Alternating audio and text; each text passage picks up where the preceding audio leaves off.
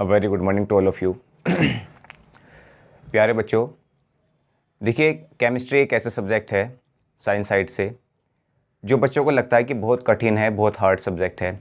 लेकिन दोस्तों केमिस्ट्री एक बहुत ही ज़्यादा इजी सब्जेक्ट है। एक ऐसा सब्जेक्ट है दोस्तों कि अगर हम उसको अपने निजी जीवन से जोड़ते हुए उसको अगर याद करेंगे या उसके पढ़ने की कोशिश करेंगे तो बहुत आसान लगेगा।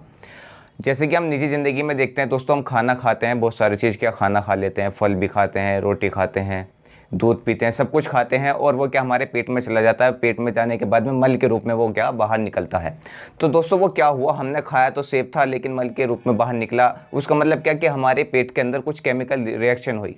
वो भी क्या दोस्तों, वो भी आपकी केमिस्ट्री है।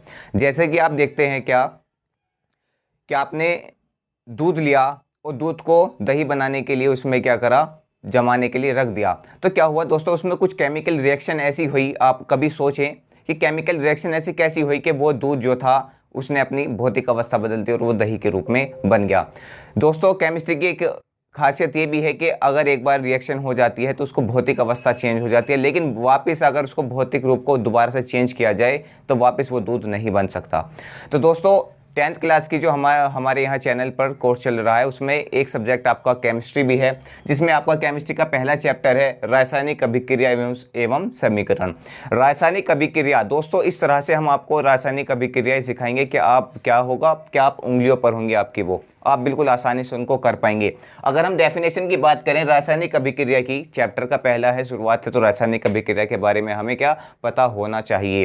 तो क्या रासायनिक अभिक्रिया केवल एक, देखिए दोस्तों इसको डेफिनेशन है लिखी हुई है, आप क्या कर सकते हैं, इसको बिल्कुल याद कर सकते हैं। लेकिन इसको याद करने का तरीका देखिए, मैं बताऊं आपको।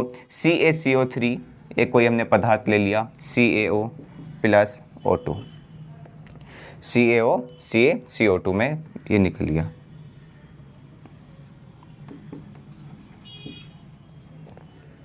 ठीक है दोस्तों, एक ले लिया मैंने क्या, H2 plus O2, chemical reaction करा दी और ये H2O बन गया।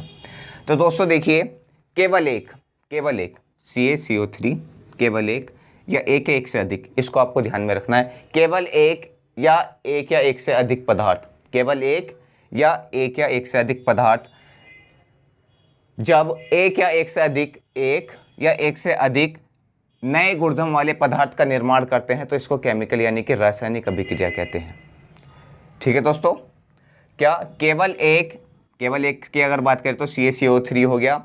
एक या एक से अधिक पदार्थ जब मिलकर क्या करते हैं, रिएक्शन करते हैं, तो एक या एक से अधिक नए गुणधर्म वाले पदार्थों का क्या होता है, निर्माण होता है। नए गुणधर्म वाले पदार्थों का निर्माण से आप देखिए, इससे आप क्या डेफिनेशन बहुत आसानी से याद कर सकते हैं। केवल एक या एक से एक अधिक पदार्थ मिलकर जब नए गुणधर्म वाले एक या एक से अधिक पदार्थ का निर्माण करते हैं तो वो क्या है, आपकी रासायनिक अभिक्रिया है। अब नए गुणधर्म से क्या मतलब है दोस्तों, देखिए हाइड्रोजन और ऑक्सीजन ये दोनों क्या ज्वलनशील गैसें हैं, यानी कि इनमें आग लग सकती है। लेकिन नए गुणधर्म वाला आपका क्या बना, आपका बना क्या, पानी बना। पानी का गुण क्या है दोस्तों, आग को बुझाना। देखिए दोस्तों अभी ये जो हमने रिएक्शन लिखवाई है, ये अभिक्रिया लिखवाई है, अभी क्या हमारी जो केमिकल यानी कि रासायनिक अभिक्रिया है उनको आगे हम सीखेंगे कैसे संतुलित किया जाएगा। अभी सिर्फ यहाँ पे क्या भी अगर हम देखें तो H2 और O2 लिखा गया है और यहाँ पर H2O बन गया, लेकिन अभी हमने आपको संतुलित करना नहीं सिखाया। आगे क्या सिखाएंगे, इसको संतुलित किस तरह से किया जाता है। अगर हम इसके संतुलित की बात करें दोस्तों तो देखिए H2 हमेशा हाइड्रोजन जो रहता है वो दो अणुओं के रूप में रहता है, H और H, O रहता है O और O, यानी कि दोनों साथ रहते हैं। जब इसकी रिएक्शन होती है दोस्तों तो रिएक्शन होने से पहले ये आपस में टूटते हैं। टूटने के बाद में क्या H अलग हो जाते हैं, O क्या हो जाते हैं, अलग हो जाते हैं। अब जब अलग हो जाते हैं तो क्या ये दो H तो इसके साथ आ जाते हैं, तो ये एक H2 बन गया। क्या बन गया, H2O, यानी कि पानी का एक अणु बन गया। अब भैया एक O बचा रह गया। अब क्या हुआ, एक O बचा रहेगा। आपको इस तरीके से सिखाया जाएगा दोस्तों कि आपके बिल्कुल ज़बान पे होगा, बहुत आसानी से क्या रिएक्शन भी कर पाएंगे। अब एक O क्या रह गया, बचा हुआ रह गया। क्या आपने कहीं मैं पानी में एक O अलग पड़ा हुआ देखा, नहीं।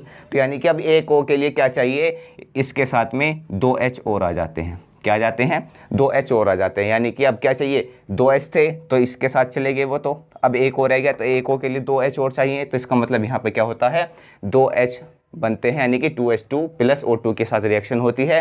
और एक अणु तो ये बना इसका H2O का, और एक अणु पानी का ये बना, कुल मिला के दो अणु बन जाते हैं H2O के। इस तरह से क्या हमारी केमिकल रिएक्शन संपन्न होती हैं। तो दोस्तों इसकी बहुत सारी विशेषताएं हैं किसकी विशेषताएं क्या क्या हैं कि जब केमिकल रिएक्शन होती है तो इसकी अवस्था में परिवर्तन हो जाता है, रंग में परिवर्तन भी हो जाता है, और क्या ये ऊष्मा का भी क्या करता है, ऊष्मा भी निकालता है। तो अभी हम आगे देखते हैं कि इसकी क्या क्या विशेषताएं हैं जो हमारी केमिकल रासायनिक क्या हैं अभिक्रियाएं हैं। तो देखिए दोस्तों, जब हमारी रासायनिक अभिक्रियाएं होती हैं, केमिकल रिएक्शन होती हैं, तो उनमें क्या क्या चेंजेस होते हैं, यानी कि उनकी विशेषताएं क्या हैं। सबसे पहले नंबर पर अगर आती है तो वो होता है हमारा अवस्था में परिवर्तन। अब अवस्था में परिवर्तन से क्या मतलब है दोस्तों, जैसे कि हम क्या करते हैं, कोई पदार्थ लेते हैं और उसको क्या करते हैं, जैसे हमने ए और बी ले लिया, ए और बी, ए प्लस बी, ये भी सॉलिड है और ये भी क्या है, सॉलिड, ठीक। उनके अगर रिएक्शन कराई और ये क्या बन गया, सी बना, यानी कि कोई गैस बन गई। क्या बन गई, गैस, गैस बन गई, यानी कि अवस्था में परिवर्तन हो गया। सॉलिड था लेकिन रिएक्शन कराने के बाद में क्या बन गई, गैस बन गई। तो यानी कि इसकी विशेषता होती है रासायनिक अभिक्रिया की क्या, अवस्था में परिवर्तन। अवस्था में परिवर्तन इस तरह से हमारा हो जाता है। रंग में परिवर्तन, रंग में परिवर्तन से मतलब क्या है दोस्तों, क्या अगर हमने कोई ए और बी दो क्या ले लिए, पदार्थ ले लिए, कोई भी सॉलिड या गैस कुछ भी लिया, और उनकी जब रिएक्शन करवा दी तो उनका रंग, माना ये लाल था, ये हरा ले लिया, और दोनों की रिएक्शन जब हमने करवाई तो ये बैंगनी बन गया। क्या बन गया, बैंगनी बन गया। यानी कि इसमें जब हम केमिकल रिएक्शन कराते हैं तो उसमें क्या होता है दोस्तों, रंग में भी परिवर्तन होता है, अवस्था में परिवर्तन होता है। अब क्या आता है, अगर हम बात करें इसकी तापमान में परिवर्तन की, तापमान में परिवर्तन कैसे होता है दोस्तों, यानी कि ए और बी की हमने क्या करवाई, रिएक्शन कराई, रिएक्शन कराने के बाद में हमारा सी प्लस डी या कुछ भी ऐसा कोई क्या बन गया, उत्पाद बन गया। उत्पाद बनने के बाद में इसमें क्या हुई दोस्तों, गैस भी बनी, इसके साथ में क्या बनी, गैस, ठीक है दोस्तों। यानी कि तापमान बढ़ा, यानी कि अगर इन दोनों की रिएक्शन कराई हमने तो इसमें गैस भी बनी, या हमारे इसमें क्या हुआ, ऊष्मा बनी, गैस नहीं ऊष्मा, ऊष्मा भी क्या हुई इसमें से रिलीज हुई। इन दोनों की रिएक्शन कराने के बाद में जो हमारा उत्पाद बना उसमें क्या, ऊष्मा भी हुई। तो ऐसी रिएक्शन जो होती है उनको ऊष्मा क्षेपी रिएक्शन कहते हैं। क्या, ऊष्मा क्षेपी, ठीक है दोस्तों। इसको याद रखना कि अगर कोई रिएक्शन होती है, रिएक्शन के साथ में अगर ऊष्मा निकलती है तो उसको क्या बोलते हैं, ऊष्मा क्षेपी रिएक्शन बोलते हैं। और एक दूसरे क्या होता है दोस्तों, इसी में अगर हम बात करें तापमान में परिवर्तन की, यानी कि तापमान बढ़ा तो ऊष्मा क्षेपी हो गई। अगर ए और बी की हमने रिएक्शन कराई लेकिन ये रिएक्शन नहीं कर रही, हमें क्या ऊष्मा देनी पड़ी इसको, ऊष्मा देने के बाद में क्या हुई, रिएक्शन हुई और इसने क्या, सी उत्पाद बना दिया। तो यानी कि अब ये रिएक्शन जिसमें ऊष्मा निकली उसमें ऊष्मा क्षेपी होगी, और ये क्या, ऊष्मा शोषी। ये कौन सी रिएक्शन होगी, ऊष्मा शोषी क्या होगी, रिएक्शन होगी। ऊष्मा क्षेपी और ऊष्मा शोषी का आपको पता चला, ठीक है दोस्तों। अगर ऊष्मा निकले तो ऊष्मा क्षेपी, अगर कोई रिएक्शन कराने के लिए आपको ऊष्मा देनी पड़ रही है तो वो ऊष्मा शोषी आपकी रिएक्शन हुई। आगे आपके बात करते हैं दोस्तों गैस की उत्पत्ति। अब गैस की उत्पत्ति भी होती है, ए और बी की हमने क्या कराई, जैसे अभी हमने पीछे एग्जांपल लिया, अगर मैं आपको बताऊं पीछे अभी जो हमने पढ़ा था CaCO3 वाला था, इसकी जब हमने रिएक्शन कराई तो रिएक्शन कराने के बाद में CaO प्लस CO2, इसमें से क्या, CO2 क्या था आपका, कार्बन डाइऑक्साइड, ये इसमें से गैस निकल गई और गैस कहाँ उड़ जाती है, ठीक है, उड़ जाती है, ऐसे इसका एरो लगा देते हैं, यानी कि ये गैस है। ठीक है दोस्तों, आपको बात समझ में आई कि रासायनिक अभिक्रिया की जो विशेषताएं होती हैं उसमें क्या होता है, अवस्था में परिवर्तन होता है। ठीक है दोस्तों, ये इस तरह से समझाया जा रहा है आपको कि आप कभी ना भूले। अवस्था में परिवर्तन से मतलब अगर दो की रिएक्शन कराई और गैस बन गया, वो थे सॉलिड बन के गई, गैस बन गई, तो अवस्था में परिवर्तन हो गया। रंग में परिवर्तन से मतलब क्या था कि लाल और हरा दो ऐसे प्रोडक्ट लिए हमने, लाल था एक और एक हरा था, दोनों के लिए हमने रिएक्शन कराई लेकिन वो क्या बैंगनी कलर का बन गया, किसी और कलर का बन गया, तो रंग में परिवर्तन हो जाता है। और तापमान में परिवर्तन, ठीक है दोस्तों, तापमान में परिवर्तन, तापमान में परिवर्तन बता दिया, अगर ऊष्मा निकलेगी तो क्या, ऊष्मा शोषी, ऊष्मा देनी पड़ेगी तो ऊष्मा क्षेपी, और ऊष्मा देनी पड़ेगी तो ऊष्मा शोषी। ठीक है, गैस की उत्पत्ति, गैस की उत्पत्ति इस तरह से हो जाती है। ठीक है दोस्तों, एक पांचवा और आता है क्या, अवक्षेप का बनना। अवक्षेप का बनना यानी कि इसमें अवक्षेप भी बनता है। अवक्षेप कैसे बनता है दोस्तों, जैसे ये हमारे यहाँ दूध होता है, जब हम उसको दूध को फेंटते हैं और उसमें से क्या मक्खन और दही अलग हो जाती, मक्खन अलग हो जाता है और क्या नीचे क्या रह जाती है, छाछ है जिसको मट्ठा बोलते हैं, वो अलग रह जाता है, तो इसमें क्या अवक्षेप अलग हो जाता है। तो यानी कि केमिकल रिएक्शन में अवक्षेप का भी बनना होता है। ठीक है दोस्तों, अब देखिए आगे देखते हैं, अगर हम बात करें कि अभिकारक क्या होता है और उत्पाद क्या होता है। ठीक है दोस्तों, अभिकारक और उत्पाद क्या होता है, दूसरे हम आगे देखेंगे क्या कि केमिकल या रासायनिक समीकरण अभिक्रिया को करने के क्या क्या नियम हैं और रासायनिक समीकरण क्या होती है। अब देखते हैं अभिकारक क्या होता है। तो रासायनिक अभिक्रिया में यानी कि अभिकारक ऐसे पदार्थ जो रासायनिक अभिक्रिया में भाग लेते हैं। तो दोस्तों अभी कुछ समझ में नहीं आया, सिर्फ हम क्या कर सकते हैं, इसको रट सकते हैं। उत्पाद ऐसे पदार्थ जिनका निर्माण रासायनिक अभिक्रिया में होता है। समझ में नहीं आया ना? अब देखिए अब आएगा समझ में। कैसे कि जैसे कि हमारा ए और बी क्या है, ये दो हैं, दो कोई पदार्थ हैं, इनके हम रिएक्शन करा रहे हैं। रिएक्शन करने के बाद में हमें सी और डी क्या हो गया, हमें प्राप्त हो गया। यानी कि जो रासायनिक अभिक्रिया में भाग लेंगे, ऐसे पदार्थ जो रासायनिक अभिक्रिया में भाग लेते हैं, यानी कि ये जो भाग ले रहे हैं, ये हो गया आपके अभिकारक। क्या हो गया? अभिकारक। ठीक, अब आपको क्या समझ में आ गया कि यानी कि जो रासायनिक अभिक्रिया में भाग लेंगे वो अभिकारक। ऐसे पदार्थ जिनका निर्माण होता है, जिनका निर्माण रासायनिक अभिक्रिया में होता है, वो क्या हो गया? आपके उत्पाद। अब निर्माण किसका हुआ? इसका। तो ये क्या हो गया? आपका उत्पाद हो गया। ठीक है दोस्तों, आपको बात समझ में आ गई कि अभिकारक क्या है और उत्पाद क्या है। अब बात आई क्या हमारी रासायनिक समीकरण की। रासायनिक अभिक्रिया को रासायनिक समीकरण द्वारा निरूपित किया जाता है। नहीं आया आपको समझ में? यानी कि रासायनिक अभिक्रिया को रासायनिक समीकरण के द्वारा निरूपित किया जाता है। रासायनिक अभिक्रिया, ठीक, कोई बात नहीं, आगे बताएंगे अभी हम। इसके अगर हम परिभाषा की बात करें, रासायनिक अभिक्रिया में भाग लेने वाले तत्वों का उनके संकेतों, चिन्हों या सूत्रों में संक्षिप्त निरूपण रासायनिक समीकरण कहलाता है। नहीं आई बात समझ में? अब देखिए अब आएगी। जैसे कि ये है, ये कोई एक हमारी क्या हो रही है, केमिकल रिएक्शन हो रही है, रासायनिक अभिक्रिया हो रही है। इसमें क्या हाइड्रोजन है और ऑक्सीजन है, और इन्होंने क्या बना दिया? पानी बना दिया। हाइड्रोजन को हम H2 के रूप में लिखते हैं, ऑक्सीजन को O में, और क्या इसमें क्या बन गया? H2O, पानी बन गया। यानी कि इनका क्या करा हमने?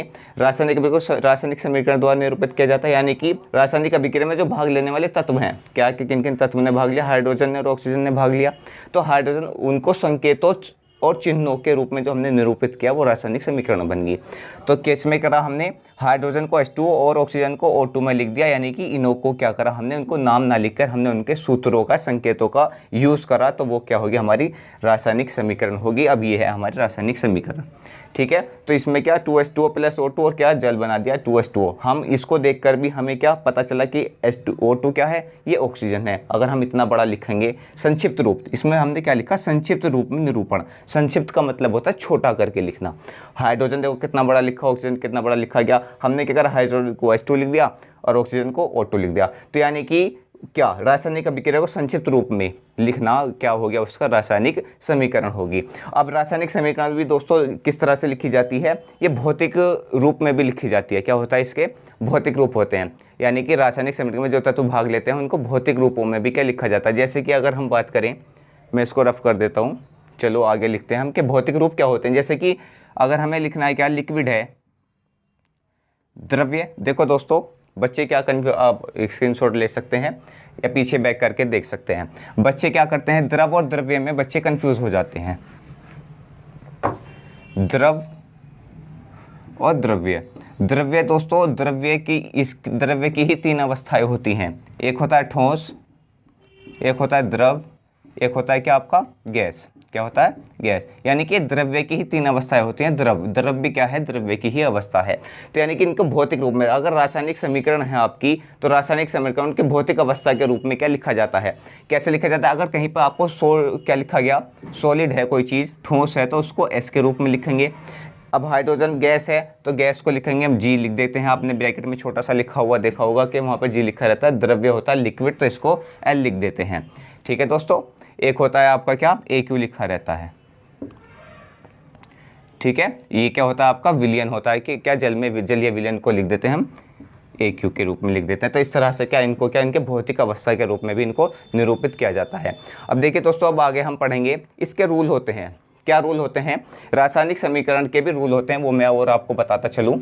रासायनिक समीकरण कोई इतने टफ रूल नहीं है, बहुत आसान रूल है, लेकिन क्या होता है बच्चों को बहुत मुश्किल रखते हैं। देखो सब बिल्कुल चीज़ हम एक बेसिक से करेंगे, बिल्कुल 0 लेवल से चलेंगे, और आपको एक ऐसा लेवल आएगा आपका कि आप खुद रिएक्शन कर पाएंगे, केमिकल रिएक्शन। अब देखिए इसके रूल क्या होते हैं दोस्तों, कि रासायनिक समीकरण को करने के रूल होते हैं, 5 रूल होते हैं। बहुत हार्ड नहीं है, बहुत आसान रूल है, लेकिन क्या बस बना दिया कि हाँ भी रूल बना दिए। एक सबसे पहली बात क्या, कि अभिकारक को हमेशा बाईं ओर रखा जाता है।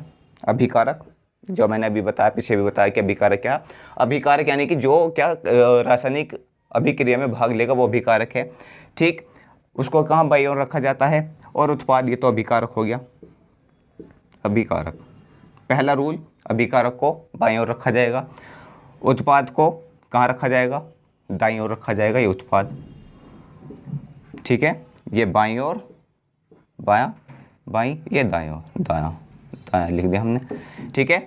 और प्लस अगर उत्पाद में यानी कि अभिकारक में अगर कोई और तत्व क्या है भाग ले रहा है तो उसको क्या प्लस के साइन के साथ जोड़ते हैं। अगर ए के साथ में बी कोई तत्व है और वो भी उसके साथ में क्या रासायनिक अभिक्रिया कर रहा है तो उसको प्लस के साथ में जोड़ेंगे। रूल नंबर 3 हो गया। एक रूल बाईं ओर रखना, बाईं ओर। दूसरा उत्पाद को दाईं ओर रखना। तीसरा बी को अगर कोई और तत्व पदार्थ हिस्सा ले रहा है तो उसको प्लस के साथ जोड़ेंगे। और इसी तरह से अगर उत्पाद में कोई 2 उत्पाद बनने हैं तो उसको भी किसके साथ जोड़ेंगे, प्लस के साथ जोड़ेंगे। और 5वां रूल है कि इसको रिएक्शन को दिखाएंगे तीर के चिन्ह के साथ में। तीर के चिन्ह के साथ में क्या, यानी कि ये जो हमारी अभिक्रिया या केमिकल रिएक्शन हो रही है वो ए प्लस बी की तरफ से सी प्लस डी की ओर जा रही है, यानी कि इधर से इधर की साइड जा रही है। इसको हम दिखाना है, यानी कि जो केमिकल रिएक्शन हो रही है वो अभिकारक से उत्पाद की ओर हो रही है। ये दिखाता है चिन्ह कि इधर से इधर की साइड ये क्या हो रही है, रिएक्शन चल रही है। ठीक, अगर इस तरह से चिन्ह होता तो इसका मतलब था कि ये रिएक्शन जो है वो इधर से इधर की ओर हुई है। ठीक है दोस्तों, तो चिन्ह का मतलब भी आपको समझ में आ गया होगा। ये इसके क्या हमारे केमिकल समीकरण करने के, केमिकल रिएक्शन करने के या अब रासायनिक अभिक्रिया रासायनिक समीकरण करने के क्या हमारे 5 रूल हैं, इनको ध्यान में रखना। तो देखिए दोस्तों, बच्चों को जो सबसे टफ लगता है, सबसे मुश्किल लगता है वो लगता है कि समीकरण को संतुलित करना। एग्जाम में इससे कई क्वेश्चन आ जाते हैं, कई नंबर के क्या इसमें आप कई नंबर को क्या प्राप्त कर सकते हैं। रासायनिक समीकरण को संतुलित करना। संतुलित करने से पहले दोस्तों आपने एक सुना होगा द्रव्यमान संरक्षण का नियम। द्रव्यमान संरक्षण का नियम से क्या मतलब है दोस्तों कि फॉर एग्जांपल अगर मेरे पास ये एक मार्कर है, इसका कुछ वजन है, मैंने मान लिया 50 ग्राम या 20 ग्राम इसका वजन है। अगर मैं इसको पिघलाऊँ और इसको एक गोल गेंद बना लूँ तो दोस्तों उस गेंद का भी वजन क्या होगा, 20 ही ग्राम होगा। ठीक है, इसका मतलब ये होता है दोस्तों कि अगर आपने देखा होगा बहुत एक लंबी लोहे की रोड है, ऐसी लोहा है, लोहे को हमने पिघलाया, माने 5 kg का है, 5 किलोग्राम का है, ये भी तो तत्व है लोहा। ठीक है, ये भी तो आयरन है, आयरन यानी कि Fe। ठीक है, आयरन है, तो ये भी आयरन है। अगर मैं ये इसका अगर आकार इस तरह से है, आयताकार है, और मैं इसको पिघलाकर एक गोल गेंद बना दूं तो इसका द्रव्यमान जब भी कितना होगा, 5 kg ही होगा। इसे बोलते हैं हम द्रव्यमान संरक्षण का नियम।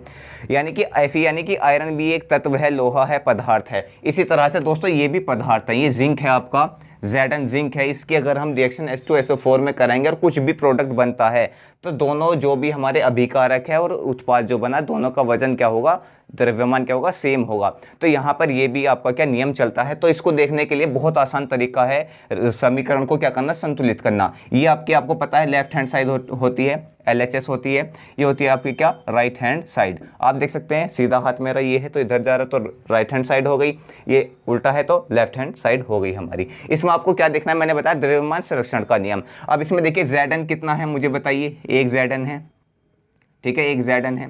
यहाँ भी कितना है Zn, 1। यानी कि इनके तो काम क्या हो गया, पूरा हो गया। आप इस तरह से कॉलम भी बना सकते हैं।